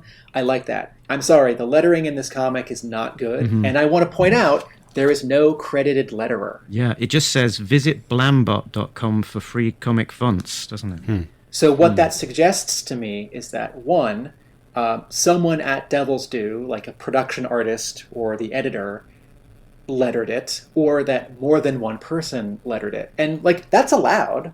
Like, lettering can be, it's like color, right? You can have a studio do it. But even the first page, like the very first page, the second panel where everything's green because we're looking through binoculars and two dreadnoughts are talking back and forth, right? The indication that it's two different people talking is that the colors of these boxes are different. But all the dialogue is too close to the top line, and there's the one that's all the way on the right side, there's too much space on the bottom of it. Sorry, Devils Do. Try again. That was one of the things that I was going to say, was the lettering was very unprofessional looking. And to your point about the eyes, you can look at the page where the Cobras are talking, and the first panel has the Crimson Twins. The first word balloon, the eyes have the Seraphs, and then the second one, they're gone. And it's, like you said, it's within the sentence. It's in the middle of words, and it's just the square shapes and the rounded. It was another thing that kind of took me out of the book a little bit. Now, for listeners who are saying, Tim, you're nitpicking too much. Tim, you're nitpicking too much. But my response is that lettering in comics is like editing in film, right? It's supposed to be invisible, right? Like again, I'm not talking about like sound effects and fonts. And fonts add a lot to comics. There are fonts based on artists' handwriting. There are fonts that feel more like the 60s or the 90s. And there are treatments for word balloon. Like, remember briefly, there was like a year at Marvel in, I don't know, 1997 or 8, where like every time the Human Torch talked, his word balloon was colored orange and his letters were white. Or like if Iceman spoke, his word balloon was blue and his letters were white. Like, cool, too much. Well, even going back to the original Marvel run, didn't they do Road Pig with two different styles of lettering depending on which personality was talking? They did, and they dropped it after a little bit of time. But yeah, for sure, there was originally the Road Pig and Donald personalities in different fonts. But yeah, I guess it's because, and I think it's a common mistake for indie publishing that people perceive the lettering as, an extra expense that maybe they can save because, it's just typing into a bubble and moving that around. Whereas it clearly is a very specific skill set. And if it's done badly, it stands out and it looks wrong. Whereas it really stands out. If it's done well, it's almost, as you say, invisible. Clearly, they've missed a trick here it's something that is worthy of, picking up. And I've seen it to the extent of picking up a cheaply done sort of an indie book done by one person. They've clearly saved a bit on the lettering by trying to do themselves, and I can't look past the bad lettering to any of the rest of it because it just sticks out so much that it's just a hurdle that doesn't get you the price of entry almost. Yep. My other I Spy is page 11, the scene where Scarlet and Snake Eyes have a tense moment, and then she smacks him and walks away. I have two problems with this scene. One, I don't think Scarlet would smack Snake Eyes. This feels like something that would never happen in the Marvel run, and that she can be upset. She can not speak to him. This feels too much like a soap opera moment. But in terms of publishing, there are 5 repeated panels where they're just standing sort of looking at each other. So the first panel gets drawn, and the second, third, fourth, fifth panel are copied and pasted. And this is something you can do in comics, and it doesn't work. And my analogy is, if you're watching a movie and you have two characters standing and not moving, even if they're not blinking, and they're just looking at each other, they breathe, and like air molecules pass in front of the camera, between the camera and the actors. And so the scene, even if there's no movement and it looks like it's frozen, it sort of, quote, breathes. But if you take a photo of that shot, or if you pause your DVD, then they're frozen. And I have students in my comics class who do this. They want to repeat a moment, and so they copy and paste a panel. And I say, no, it looks like you paused the DVD rather than you animated a hold right? So sorry, this needs to be redrawn each time, even though that's a pain. Yeah, not only that, but 5 panels, it's an incredible waste of space, especially when you're thinking about the other pages that we were talking about where they've got 13 panels on one page. This is something that could have been done in 2 or 3 panels, and it's, like you said, it's just kind of out of character. It didn't work for me. And it doesn't look particularly an effective place to slap Snake Eyes, to be fair. That visor looks sharp. Yeah, she's going to hurt her hand more than Snake Eyes' A punch to the gut, I think, would work. I'm very interested in the story that they're not good for each other anymore, that she's angry, he's guilty. And I'd like to see that explored, and I'd like to see her express her anger. This isn't how I'd like to see it expressed. Okie dokie. Let's move on to favourite line of dialogue. Quote of the week, quote of the week, quote of the week, quote of the week, quote of the week, quote of the week, quote of the week. Was there any remaining favourite lines? Now, Tim, this is on you. Tim has spoiled our fun. Tim? No. Tim's like, I liked at the end where it said the end. It said to be continued, to be fair. Okay, I'll go with a note. Let's not pick one arbitrarily, but I did notice that Destro called. So what did he say exactly? He said, Called him a buffoon. He called him a buffoon. Yeah, he just says, "You buffoon." And I think that was another part of, calling back to the cartoon, that famous line of dialogue from the movie where Destro goes, Militarily speaking, it is only fair to say that Cobra Commander is a world-class buffoon. Well done, sir. Thank you. So I'll leave it at that. Was there any errors detected? Error detected. Error detected. No prize incoming. The only little minor error that I thought I noticed was possibly a colorist mistake. On the page where the Joes are all called Mainframe, the way he's colored, he almost looks like he's from Central America or Mexico or something, or possibly Native American. And I wouldn't have a problem with changing that, except later on in the series, he doesn't look like that. I think the intention here is that he's inside and he's not near a light source. I think the intention here is that's like Caucasian in shadow, rather than a different ethnicity. Okay. Yeah, I'm willing to give that one a pass. The couple that I picked up on were in that original scene with Duke gathering everyone together. They had a pile of photos of like intel of Cobra, and on that pile of photos, it included Serpentor, who died at the end of Civil War, and Cobra Commander in his battle armor, which you'd expect would be Fred Seven, who was chucked down the freighter and died then. So what is the point of these reference photos here? Clearly, you've got a bunch of people who know them, but how on earth is it relevant to their new intel other than just going, oh, here's a bunch of Cobra faces? That's Serpentor, baby. That's one of the greatest hits. You got to have that in there. But how's it relevant to their latest intelligence gathering? It's not. Yeah, he's not. And so the other thing that I noticed, which is probably less of an error and more of an artistic license, is that Zaymot's scar appears to have moved. It was previously on his right cheek and is now under his left eye. Yeah, I didn't pick up on that one. Good, no, I didn't either. Good job, sir. Nice eye. There we go. Eagle-eyed as well as wolf-eared.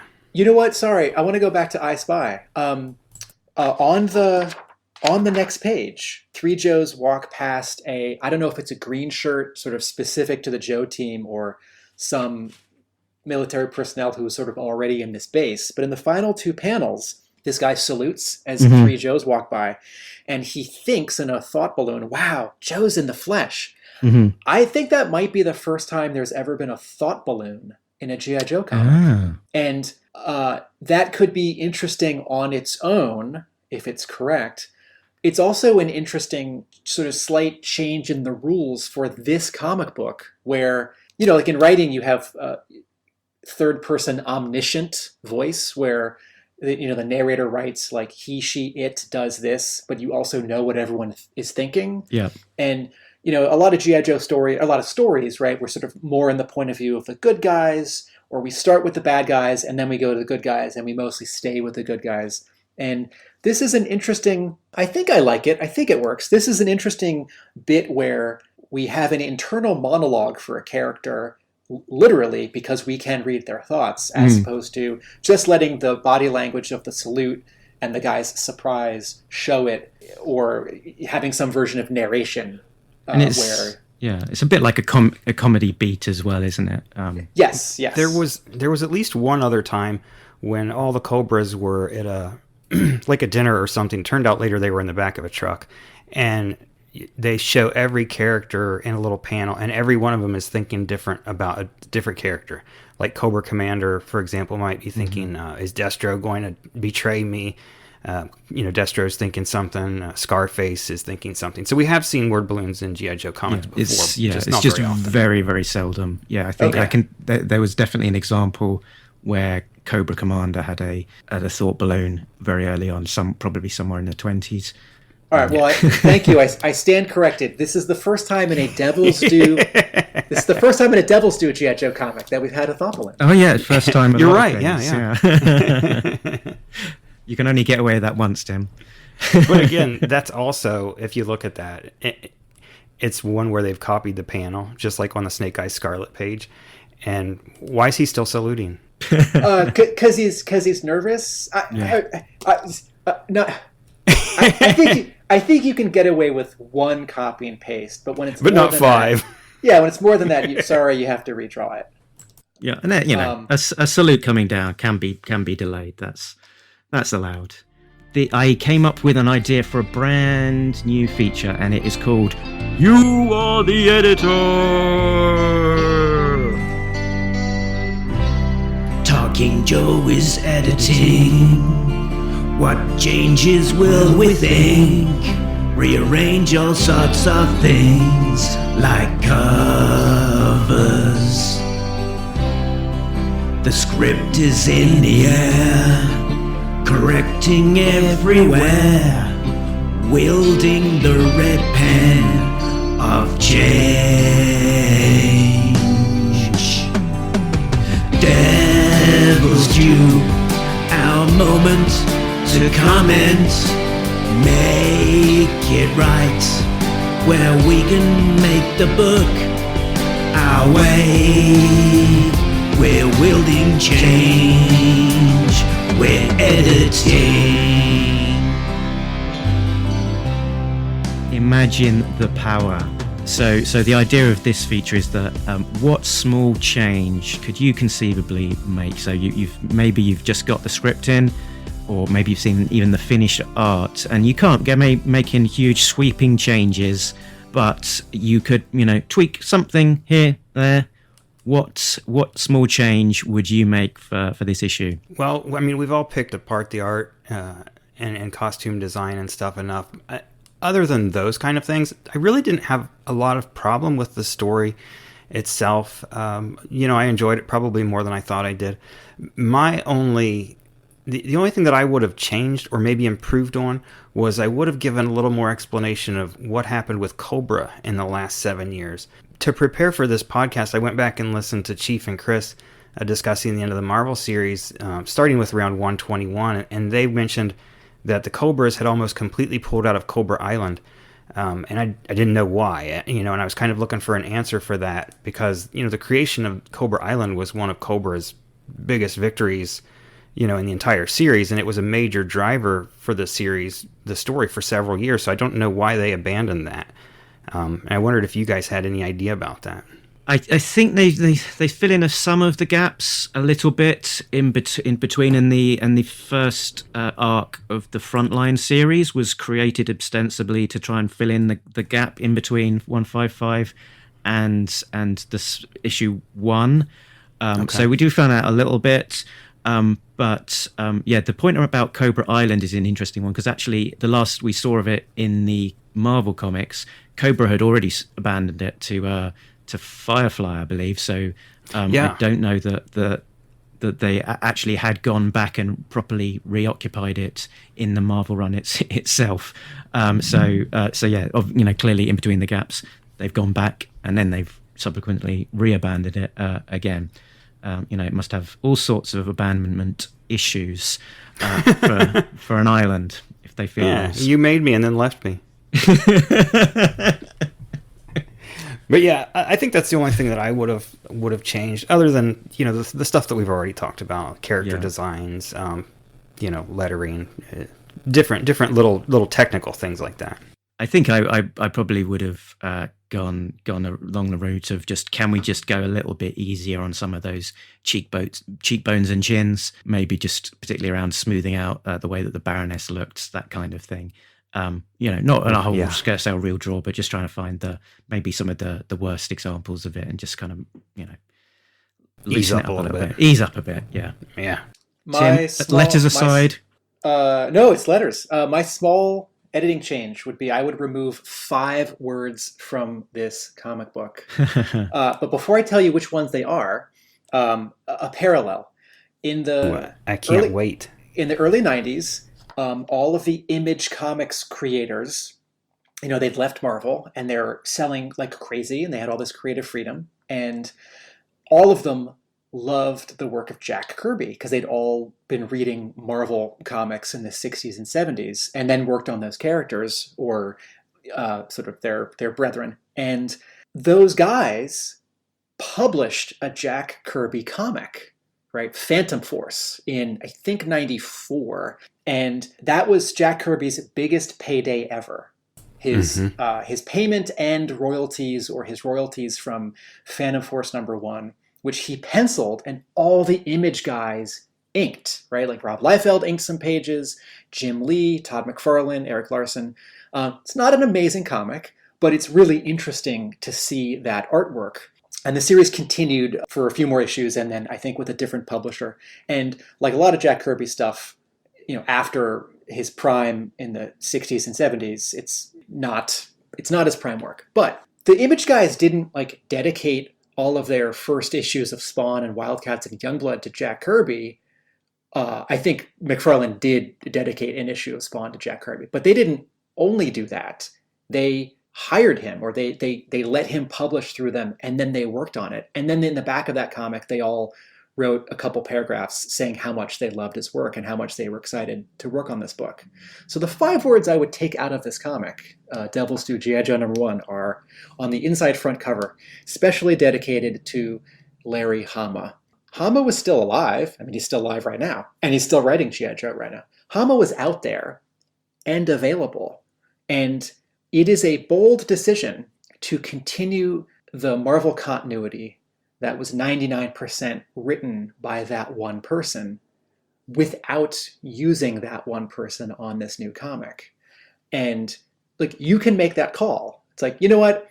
I'm going to write the continued G.I. Joe, not the guy who wrote G.I. Joe. And, there could be timing reasons, money reasons, personality reasons. Whatever the reason, I think dedicating it to him is tacky. Interesting, because I know that Josh Blaylock actually called Larry Hama ahead of issue 1 being published, and he said it was a very awkward call because, one, he's saying I'm going to continue your version of G.I. Joe and not offer you a job, but 2, it was also a cold call to Larry, and he's not necessarily the warmest, most chatty guy. If getting a cold call out of the blue. And I think there was a couple of considerations for Josh at the time. The first being that, he'd have had to pay Larry and he didn't necessarily have loads of cash flow. He was, I think, doing temp jobs in the run up to this coming out.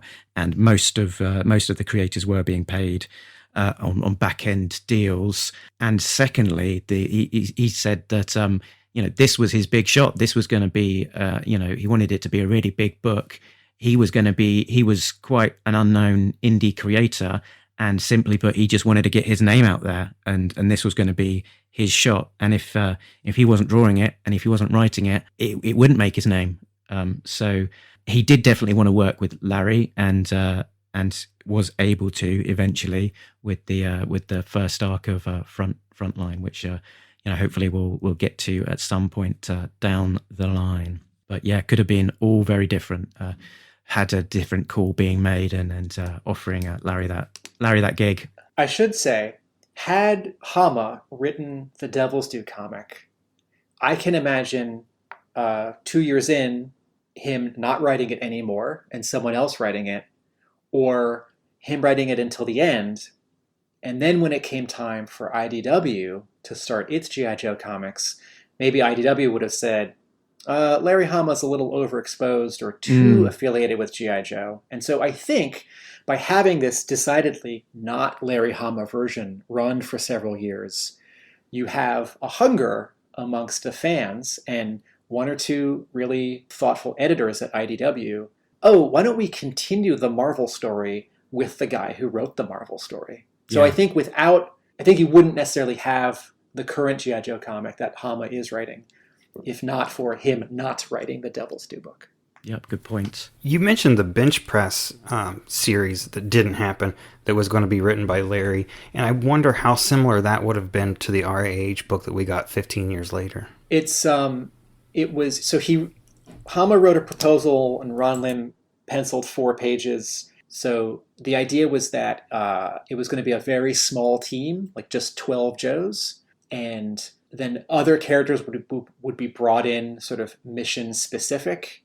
And a couple years had passed since issue 155, and Bench Press had a notion to launch one G.I. Joe comic and then start a second one, because they knew that there were so many characters, and they wanted to hire other creatives to work on it. You can read, Larry's proposal is out there online. You can read it. I think it would have been, in the way that the current Larry Hama G.I. Joe comic is a little topical to sort of real world events, I think that comic would have been a little topical to real world events and yet still noticeably G.I. Joe.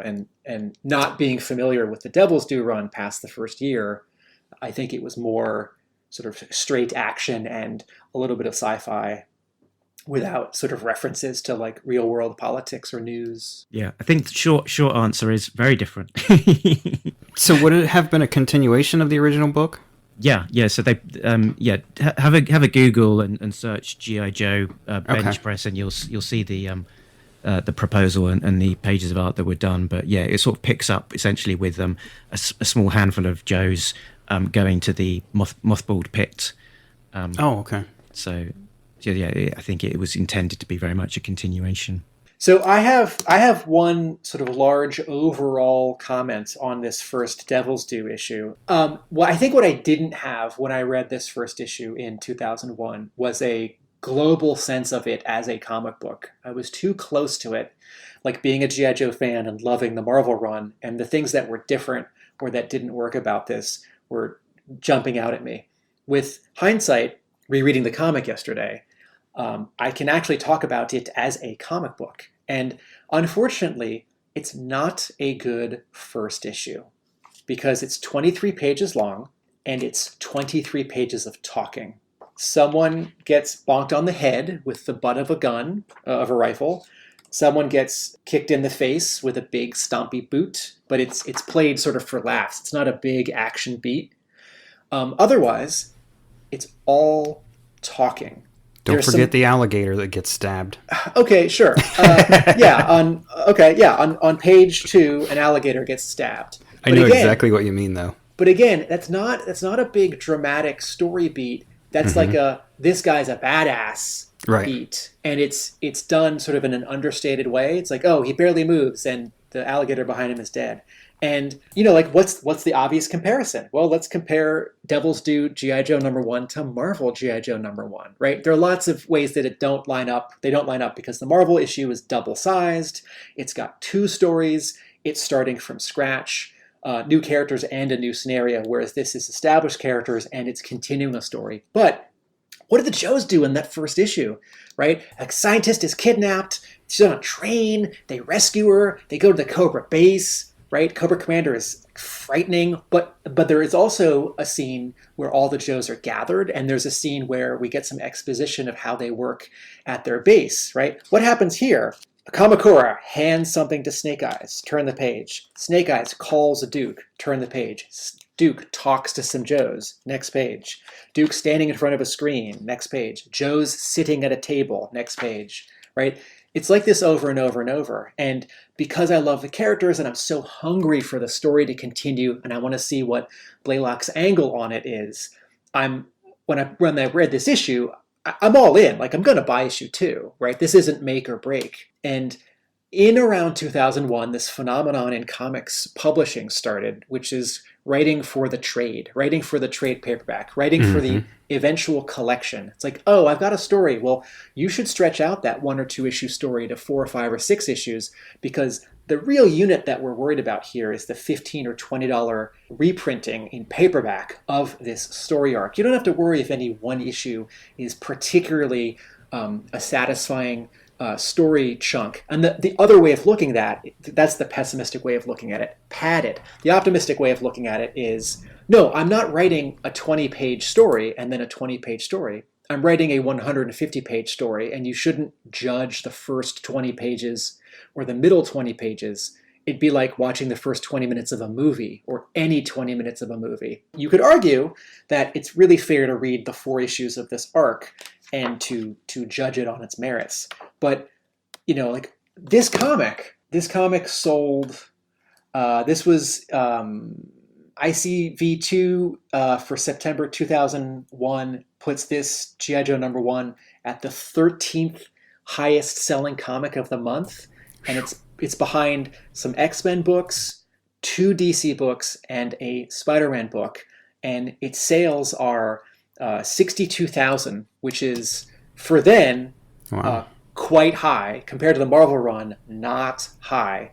But this was the number 13 book. And because of the September 11th and, patriotism connection and the nostalgia boom of 2001, people were paying attention. And I don't know that this first issue does enough exciting stuff, like an action scene, or like rescue, or like repelling a wall. Like, what if this had started in media res and we're cutting back and forth between Duke bringing the team back together and also the team that he's now put back together, like invading the Dreadnought compound. I need more action. It's an action comic. Yeah, well, like you said, that was a trend that was going on. And if you look at the first 6 issues of Ultimate Spider-Man by Bendis and Bagley, they take 6 issues to do what Marvel did in 1 issue in was Amazing Spider-Man or Amazing Fantasy 15. G.I. Joe #1 from 1982 was a self-contained story. You beginning, middle, and end. Every page had some kind of action on it. It seemed, and like you said, there's 2 or 3 bits of action in this whole book. Very good. Have you got that? Have you got the listing of the month that this came out in front of you, Tim? I do. That top was #1. Was that Wolverine Origin, or was that the following month? It must be the following month, because the top 4 comics are all X-Men comics, but not Wolverine. Maybe it was issue #2, because I know that Josh Blaylock said that he missed out from the #1 spot for the biggest selling comic. Maybe this was G.I. Joe #2, because it was edged out by the Wolverine Origin story by Jenkins and Quezada. The book had pre-orders of 69,000 apparently, and Josh went and printed 100,000, given his confidence in the book, which all eventually sold out as well. And it went on to have 3 printings plus an additional printing, which was issue 1 and 2 reprinted together. So it was, for a G.I. Joe book, it was astoundingly popular. And I think you correct me if I'm wrong, Tim, but the current IDW Larry Hama book is closer to like 6,000 or something. It's miles apart. Yeah, but the market's completely different, and it's sure. The Devils Poo comic was $2.95. The IDW comic is $3.99. There weren't digital sales then. There are now, although they're not a big percentage at all. And IDW is a freestanding publisher, whereas Devils Poo was a studio, a small company publishing through Image. So And like we don't know how much Blaylock paid Hasbro for the license. We don't know how much IDW pays Hasbro for the license. We do know that Marvel paid Hasbro in '81 very, very little for the license. That comic was seen as advertising and a way to tell the story, not necessarily for Hasbro, another way to make money on G.I. Joe directly, but indirectly. Good point. This sounds like a good segue into some true or false exploration of the circumstances around the Devil's Due book in a sequence I like to call Devil's True or Devil's Poo. Devil's true, true, true, or poo, poo, poo is all I want to know right now. True, true, true, or poo, poo, poo. Let's find out the answers right now. So, true or false, true or poo. We'll alternate maybe Jay and Tim. So, Jay, for you, as a young child, Josh Blaylock initially loved Transformers and didn't care so much for Joe. True. It is true. Ding, ding. But that changed, and he did become very much a G.I. Joe fan and sort of less so on the Transformers. He described himself as having a Rain Man-like knowledge of G.I. Joe as a child. Tim, for you, Blaylock had an in at Hasbro because his uncle worked there. I'm going to say false. False, correct. His in was his experience to working in licensing from a t-shirt company and having a familiarity of the ins and outs of licensing. Jay, the team at Image was a big help to the Devil's Due team in getting the license from Hasbro. Based on what we've said earlier, I kind of don't think so. I could be Ding, wrong. ding, yeah, false. As we right. say, he got the experience in his licensing for the t-shirt company, and he was self-published from 1996, so he had good knowledge of a lot of the way that the industry works. So he decided to go for it alone with a lot of youthful gumption. He was only about 22 when he secured the G.I. Joe license. So yeah, a very young guy with obviously a lot of confidence. He went out to Hasbro, was somehow able to agree the license at, in inverted commas, a ridiculous royalty rate, but had enough self-belief that he thought if he got the license, he would find a way. Build it. It's really impressive.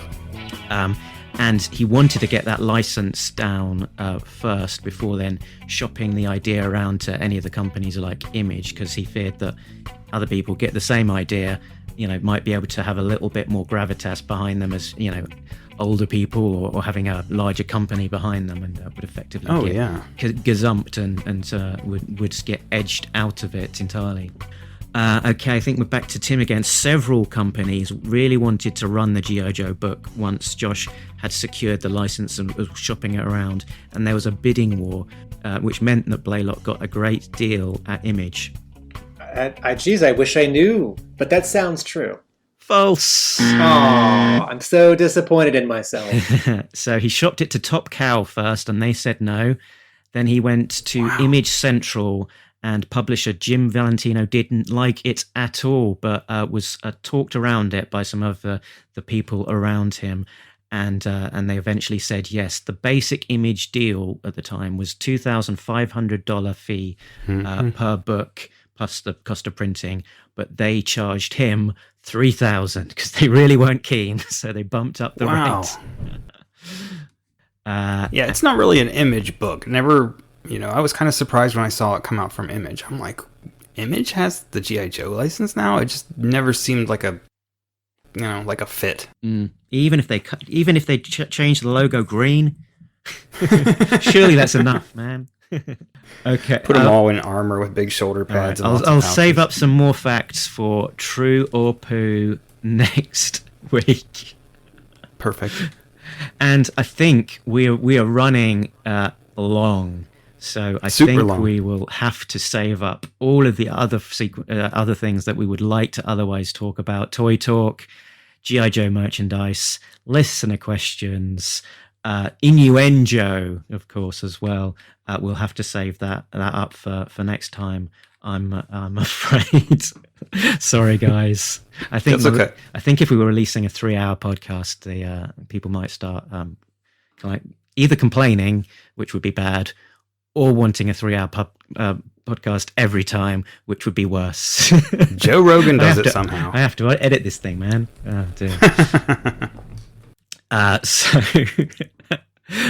So I think let's wrap it up there. And next time on Talking Joe, we will be back on ARAH, me and Tim, covering issue 277, which is the Law and Order issue of Untold Tales arc. And then we'll be back here again for part 2 of Disavowed, where we will be covering the rest of the arc. So issues 2 to 4 of this first arc.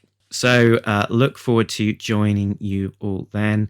Thanks to Tim for your second round out on the show. Thanks for joining us, Jay, and look forward to having you back to talk all things Disavowed next time.